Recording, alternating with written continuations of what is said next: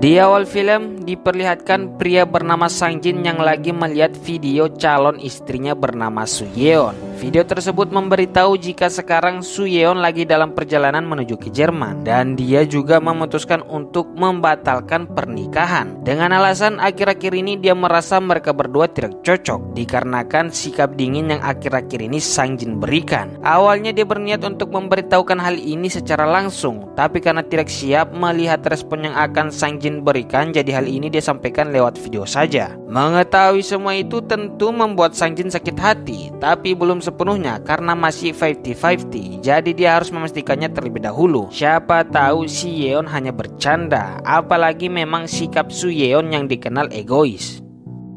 Singkat waktu, Sang Jin pergi bekerja sebagai konduktor musik. Setelah selesai, dia kemudian pergi menemui ibunya Su Yeon yang sebagai atasannya. Di sini yang mereka bahas tentang kepergian Su Yeon yang ternyata hari ini adalah hari ke-12. Mereka berdua percaya jika Su Yeon pasti tidak betul-betul pergi ke Jerman, melihat banyaknya barang-barangnya yang tidak dibawa pergi. Mungkin sekarang dia lagi bersembunyi di suatu hotel. Inti dari pembahasan ini adalah ternyata Su Yeon merupakan salah satu pemain musik di dalam grup Sang Jin, dan karena posisi tersebut kosong, jadi mau tidak mau mereka berdua harus mencari penggantinya. Awalnya Sang Jin meminta untuk tunggu beberapa hari lagi dikarenakan mungkin Su Yeon sebentar lagi akan kembali, tapi karena ibunya Su Yeon sendirilah yang menginginkan Su Yeon diganti sekarang, jadi mau tidak mau Sang Jin harus mengikuti. Sang Jin pun pergi menemui orang yang telah dipilih oleh ibunya Su Yeon, yang mana ternyata dia merupakan juniornya Su Yeon dulu waktu di sekolah, bernama Mijo. Setelah membaca data tentang Mijo, Sang Jin kemudian ingin melihat skill Mijo bermain musik. Tapi karena Mijo beralasan alatnya sedikit bermasalah, jadi Mijo hanya menyerahkan flash disk miliknya saja, yang mana suara bermain musiknya telah direkam di situ. Dan setelah itu pamit pergi karena ada sesuatu yang harus dilakukan. Di rumah, Sang Jin terus mendengar rekaman musik milik Mijo. Sampai mana malam harinya dia langsung pergi ke tempat tinggalnya Mijo dengan tujuan ingin merekrutnya karena ternyata Sang Jin menyukai cara bermain Mijo. Ditambah lagi dia juga menyukai sikap Mijo.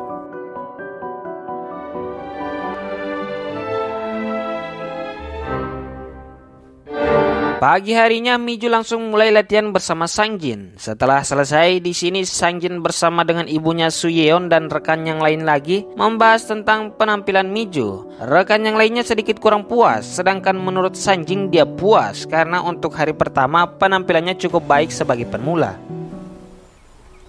Secara keberuntungan, Sang Jin mendapat Mijo yang lagi tidak bisa kemana-mana karena mobilnya mogok. Dengan baik hati, Sang Jin menawari Mijo tumpangan. Meskipun tidak enak, akhirnya Mijo menerima. Dan di dalam perjalanan itu, secara keberuntungan yang awalnya berniat untuk diantar sampai rumah, Sang Jin kemudian mengubah arah ke rumah makan karena mereka lapar. Di sana secara keberuntungan hujan mulai turun, membuat suasana menjadi lebih enak. Ditambah lagi dengan minuman keras yang membuat nantinya situasi menjadi lebih enak lagi. Saat sudah di mobil dalam kondisi setengah mabuk, Sang Jin kemudian mulai mengingat momen-momen sepsi saat Mijo latihan. Kemudian pada akhirnya tanpa basa-basi dia langsung mengajak Mijo untuk pergi lanjut mabuk-mabuk bersamanya di rumah. Mendengar itu Mijo bersedia. Sampainya di sana mereka pun mulai ngobrol-ngobrol sambil minum-minum sampai mana? Oh shit. Ya, seperti yang bisa ditebak, ujung-ujungnya mereka berdua melakukan apa yang dinamakan bercocok tanam. Di depan sebuah cermin mereka mulai melakukan peluk-pelukan sambil ciuman sampai mana akhirnya di kasur barulah mulai dimasukkan. Selesai bercocok tanam esok harinya di tempat kerja saat lagi bersama ibunya Su Yeon. Di sini ibunya Su Yeon menyampaikan rasa kecurigaannya, yaitu dia merasa mungkin Su Yeon tidak betul-betul kabur dari rumah karena Su Yeon adalah tipikal orang yang kemana-mana pasti menggunakan kartu nama, dan ini dia sama sekali tidak menggunakannya dan itu aneh. Kemungkinan terburuk bisa jadi Su Yeon lagi diculik. Mendengar itu, Sang Jin menenangkan dan mengatakan bahwa hal itu tidak mungkin. Dia yakin jika bisa jadi Su Yeon memang tidak menggunakan kartu namanya, menandakan jika dia benar-benar serius pergi dan 2 rius untuk tidak jadi nikah. Selesai dengan ibu calon mertua, Sang Jin kemudian dikirim pesan oleh Miju yang memberitahu jika kegiatan yang mereka lakukan tadi malam mohon dilupakan. Itu adalah kesalahan, dan untuk sekarang jika terus dilanjutkan maka akan berdampak negatif bagi mereka berdua untuk kedepannya. Solusinya, mulai dari sekarang mereka berdua tidak boleh saling berkirim pesan. Pulang di rumah, Sang Jin selalu kepikiran dengan Miju sampai mana dia memutuskan untuk menelponnya. Pas diangkat, Sang Jin tidak berbicara, dia hanya mulai memainkan piano. Dan si Miju juga tidak menutup teleponnya, dia terus mendengarkan suara piano tersebut sampai mana akhirnya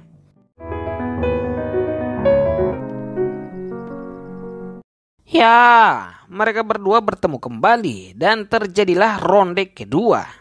Selesai ronde kedua, esok harinya saat Miju lagi mandi, tiba-tiba dia berteriak. Pas diperiksa, dia hanya beralasan jika airnya tiba-tiba panas, dan itu bukan masalah.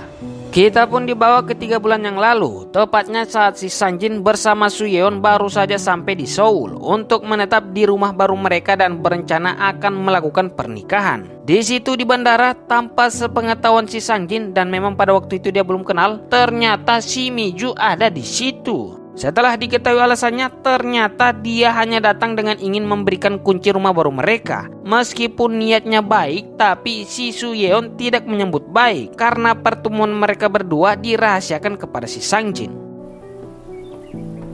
Perlu diketahui, ternyata rumah ini sebelumnya adalah rumah milik gurunya Soo Yeon waktu masih sekolah, dan sekarang dia telah membelinya lalu direnovasi. Singkat waktu saat lagi diadakan pesta pindah rumah, sementara pesta sedang berlangsung, Sang Jin kemudian pergi ke dapur untuk membersihkan beberapa gelas. Melihat itu, si ibu calon mertua semakin merestuinya dan dia memujinya dengan mengatakan Sang Jin ini orang yang sangat bisa diandalkan. Malam harinya saat di kamar, Soo Yeon dan Sang Jin lagi membahas tentang rencana bulan madu mereka. Setelah selesai, Sang Jin kemudian pergi menyendiri di luar. Dan singkat waktu esok hari, saat setelah latihan, Soo Yeon tidak sengaja melihat Sang Jin yang lagi ngobrol bersama wanita pemain biola. Dan itu membuat dia cemburu. Hal tersebut pun dia tanyakan saat sudah di rumah. Dan menanggapi hal itu, Sang Jin menjelaskan jika itu bukan apa-apa, itu hanyalah hal biasa. Mendengar itu akhirnya di sini diketahui apa yang sebenarnya Soo Yeon maksud. Sebenarnya dia tidak cemburu bagaimana, dia hanya merasa di depan orang lain Sang Jin tampak bahagia, sedangkan di depannya Sang Jin tampak dingin. Menanggapi hal itu, Sang Jin kemudian akhirnya buka suara juga jika alasan mengapa dia dingin itu karena ternyata ada keputusan yang Soo Yeon bersama keluarganya ambil tanpa sepengetahuan dia. Karena hal itulah dia merasa dirinya hanya dianggap sebagai bonekanya Soo Yeon saja. Keesokan harinya, Soo Yeon pergi menemui Miju di suatu kafe, kemudian curhat sedikit tentang masalah dia dan Sang Jin. Setelah itu dia kemudian meminta kunci ruangan rahasia yang ada kepada Miju, dan setelahnya mengajak Miju ke rumahnya untuk membuka ruangan rahasia yang ternyata rumah mereka terdapat ruangan rahasia yang sangat luas. Ruangan rahasia tersebut sudah ada sejak lama saat rumah ini masih milik guru mereka. Bahkan saat mereka lagi belajar di rumah ini dulu, mereka berdua sering bermain di dalam, sehingga pas di dalam ruangan itu mereka sempat bernostalgia. Singkat waktu saat sudah keluar, di sini si Soo Yeon sedang membuat video perpisahan dengan Sang Jin seperti yang kita lihat di awal film. Ternyata Soo Yeon memutuskan untuk ngeprank Sang Jin dengan cara pura-pura ke luar negeri dengan maksud ingin melihat apa reaksinya. Dia ingin memberi pelajaran kepada Sang Jin yang selalu bersikap dingin. Dia sengaja ingin melihat apa reaksinya si Sang Jin jika dia tidak ada. Selama ini dia selalu bersikap baik kepada Sang Jin, dan jika dia tiba-tiba menghilang, dia ingin melihat apa reaksinya. Nantinya dia akan bersembunyi di dalam ruangan rahasia tersebut, yang mana di dalamnya terdapat cermin yang bisa melihat pergerakan orang dari luar, sedangkan di dalam tidak bisa. Soo Yeon pun mulai masuk dan Miju yang dipercayakan untuk mengunci pintu dari luar. Soo Yeon berencana ingin bertahan di sini selama 3 hari dengan beberapa makanan yang dia bawa. Pas sudah di dalam ternyata tidak ada jaringan. Dan mulai dari sini tanpa Soo Yeon sadari jika tindakan yang dia lakukan ini adalah tindakan yang akan dia sesali. Saat Sang Jin sedang menonton video yang telah dia buat, dia puas dengan reaksi yang Sanjin keluarkan. Kemudian reaksi kedua saat di kamar terlihat si Sanjin yang sangat pusing dengan kepergiannya, sehingga Soo Yeon yang melihat itu sangat puas lagi. Dan akhirnya belum cukup 1 hari dia sudah memutuskan untuk keluar. Tapi oh tidak, tiba-tiba pintunya tidak bisa terbuka karena ternyata pintu ini tidak bisa dibuka dari dalam. Dengan kata lain, Soo Yeon hanya bisa keluar jika dibuka dari luar. Dia pun berusaha meneriaki Sanjin saat berada di dalam kamar mandi, tapi bagaimanapun sekeras apapun dia berteriak, suaranya tidak terdengar. Suatu ketika dia menemukan box-box yang ada. Pas dibuka ternyata itu berisikan mie instan yang sudah kadaluarsa. Meskipun demikian mie itu masih bisa dimakan, tinggal hanya dibersihkan jamurnya sedikit saja. Mie itu pun akhirnya jadi makanan yang bisa membuat Soo Yeon bertahan.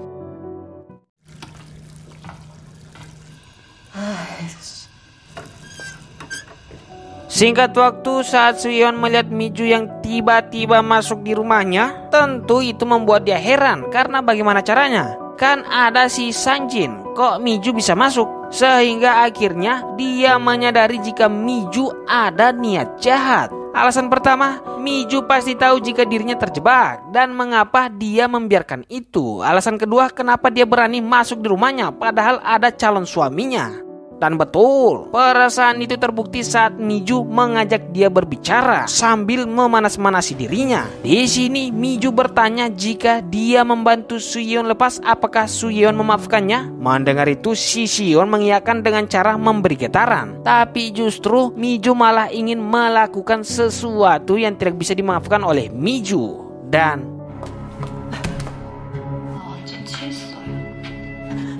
너 이러는 거지.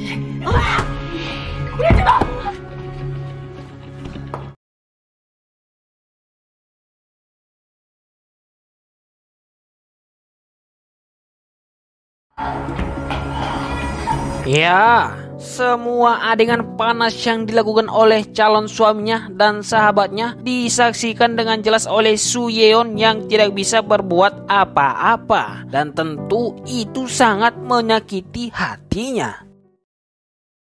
Kita kemudian dibawa ke 7 bulan sebelumnya, yang mana memperlihatkan Miju yang lagi dipercayakan untuk mengawasi progres renovasi rumah milik Soo Yeon saat Soo Yeon lagi pergi. Suatu hari guru Miju dan Soo Yeon datang, pemilik rumah sebelumnya. Di sini saat mereka lagi keliling-keliling rumah, si guru mulai berkata bahwa dulu dia tahu jika Miju dan Soo Yeon sering ke ruangan rahasia miliknya. Awalnya si guru mengira mereka berdua hanya main-main di dalam sebagai sahabat. Tapi lama-kelamaan akhirnya dia sadar jika Miju dan Soo Yeon bukan hanya sekedar sahabat lagi, tapi sudah lebih dari itu.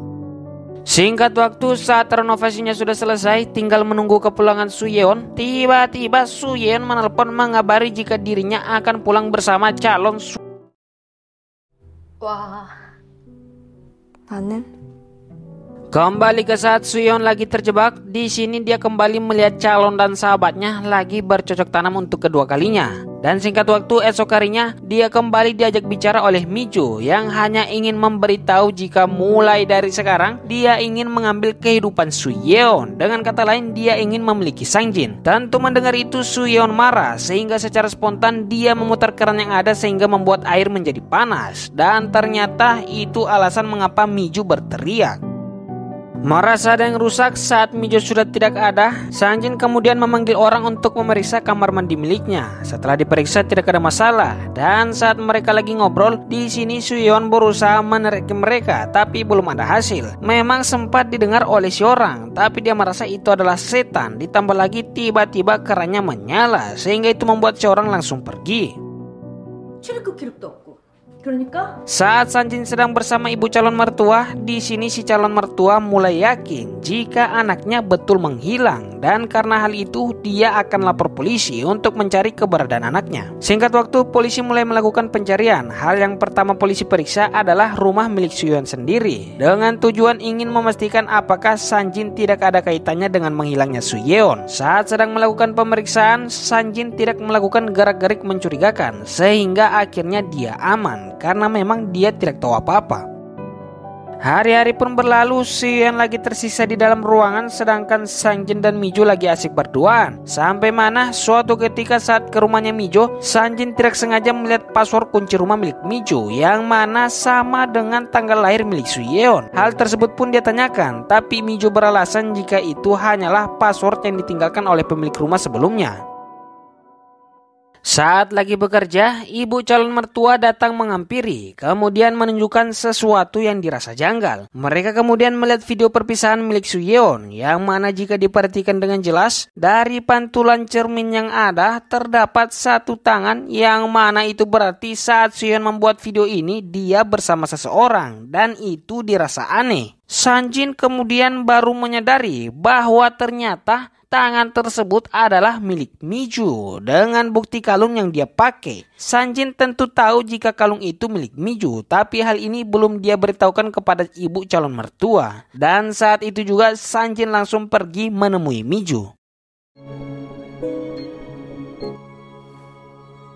Saat Mi-ju lagi mencuci anggur, kesempatan itu Sang-jin manfaatkan untuk membuka HP Mi-ju. Dengan menggunakan tanggal lahir milik Soo-yeon akhirnya terbuka, dan Sang-jin baru menyadari fakta bahwa Soo-yeon dan Mi-ju saling suka. Tentu itu membuat dia kaget, tapi dia masih bisa mengontrol diri. Sang-jin kemudian langsung menanyakan tentang keberadaan Mi-ju yang ada pas Soo-yeon sebelum pergi. Si Mi-ju akhirnya tidak bisa mengelak karena sadar jika Sang-jin telah mengetahui itu. Dia akhirnya mengaku jika memang dia berada di sana, tapi ada alasannya, yaitu karena atas perintah Soo-yeon itu sendiri. Soo-yeon juga memerintahkan dia untuk membantunya melarikan diri dan juga menggantikan posisinya. Tapi untuk tidur bersama Sang-jin itu atas keinginannya sendiri. Mengetahui semua itu, Sang-jin akhirnya menanyakan di mana keberadaan Soo-yeon, tapi si Mi-ju bersikeras dia tidak tahu. Pulangnya di rumah, saat di WC, Soo-yeon mati nyalakan kerannya sehingga membuat Sang-jin curiga. Sampai mana pada akhirnya Sang-jin sadar jika ada orang yang mengawasinya. Dia kemudian menyuruh orang tersebut menyalakan keran air, menandakan jika air ini beneran menyala, maka dugaannya benar. Tentu Soo-yeon melakukan hal itu sehingga membuat Sang-jin terkejut. Sang-jin kemudian berkata jika Soo-yeon adalah orang yang menanggapinya, maka nyalakan keran airnya sekali lagi. Dan di sini Sang-jin dibuat lebih terkejut lagi karena dia baru menyadari ternyata selama ini Soo-yeon berada di rumahnya. Masalahnya dia tidak tahu di mana posisinya. Saat sedang berpikir, akhirnya dia menyadari jika posisinya berada di balik cermin.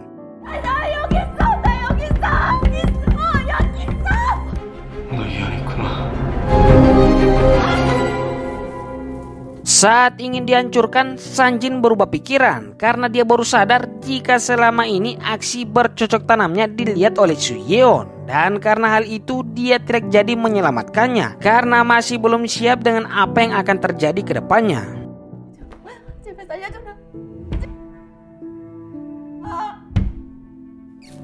Sang-jin kemudian pergi menemui Mi-ju, dan di sini karena Sang-jin sudah tahu di mana keberadaannya Soo-yeon, akhirnya Mi-ju jujur dengan semua yang terjadi. Setelah sudah dijelaskan, di sini mereka berdua sedikit oleng tentang apa yang harus mereka lakukan ke depannya, membebaskan Soo-yeon atau tidak. Jika dibebaskan, kemungkinan besar mereka berdua akan dipenjara, dan jika tidak dibebaskan, nanti Soo-yeon bisa mati. Pulangnya di rumah, di sini Sang-jin mulai curhat tentang situasinya kepada Soo-yeon. Singkat waktu, saat selesai tampil, di sini ibu calon mertua memuji kerjanya Sang-jin. Tapi setelah itu dia kemudian mempertanyakan soal ekspresi Sang-jin yang seperti sedang menyembunyikan sesuatu. Si calon mertua langsung menanyakan apakah Sang-jin sudah tahu di mana keberadaan Soo-yeon. Mendengar itu Sang-jin menjawab tidak. Si calon mertua kemudian menyinggung tentang status Sang-jin di sini. Intinya alasan mengapa karir Sang-jin sukses itu karena ada Soo-yeon. Dan jika Soo-yeon tidak ada dan seterusnya tidak ada juga, tentu itu buruk bagi Sang-jin. Si calon mertua secara tidak langsung menyuruh Sang-jin untuk melakukan sesuatu. Bagaimana caranya agar Soo-yeon bisa kembali. Sepulangnya di rumah, tiba-tiba Sanjin mendapatkan satu panggilan tak terjawab dari Su Yeon. Begitu juga dengan Miju yang mendapatkan pesan dari Su Yeon. Tentu itu buruk bagi mereka karena berarti Su Yeon sudah mendapatkan jaringan dan cepat atau lambat kejahatan mereka akan terungkap. Mereka berdua pun memutuskan untuk bertemu dan membahas tentang hal ini. Di sini Miju masih ragu-ragu untuk membebaskan Su Yeon, sedangkan Sanjin tidak. Tapi pada akhirnya Miju mengalah karena Sanjin mengancam jika Miju tidak mau membuka pintunya dengan kunci yang berada padanya, maka dia akan lapor polisi. Di tempat ibu calon mertua, dia bersama rekannya akhirnya mulai curiga kepada Sanjin karena tiba-tiba Sanjin tidak masuk kerja. Di tempat Sanjin, dia bersama Miju akhirnya mulai membuka pintu rahasia tersebut. Pas masuk mereka sempat panik karena mengira Su Yeon sudah mati. Sana.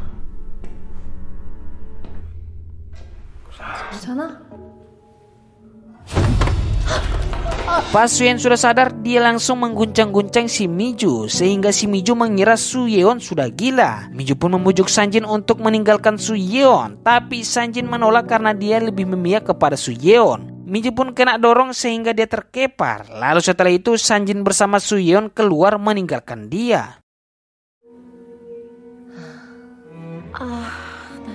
Saat Sanjin keluar untuk membeli makanan buat Su Yeon, ya, di sini keadaan mereka berdua terbalik. Kali ini si Miju yang terkurung. Su Yeon sengaja mengurung Miju karena dia ingin balas dendam. Singkat cerita, keadaan kembali seperti semula. Ternyata Su Yeon tidak melaporkan kejadian kemarin. Dia justru melanjutkan kehidupan seperti biasa, seolah-olah tidak pernah terjadi apa-apa. Sanjin kemudian bangun di pagi hari untuk pergi main golf. Sebelum itu dia sempat memberikan Su Yeon kecupan manja. Tapi setelah dia pergi, kecupan tersebut dibersihkan. Beberapa jam kemudian, terlihat Su Yeon juga yang sedang siap-siap seperti akan sedang melakukan olahraga. Tapi anehnya, dia membawa beberapa makanan. Dan ternyata, ya, dia hanya ingin ke tempatnya si Miju yang ternyata sudah ditunggu juga oleh si Miju dengan penampilan cantik. Dan film pun selesai. Sore kita kayak sahabat gini sila ba? Mua. I miss you.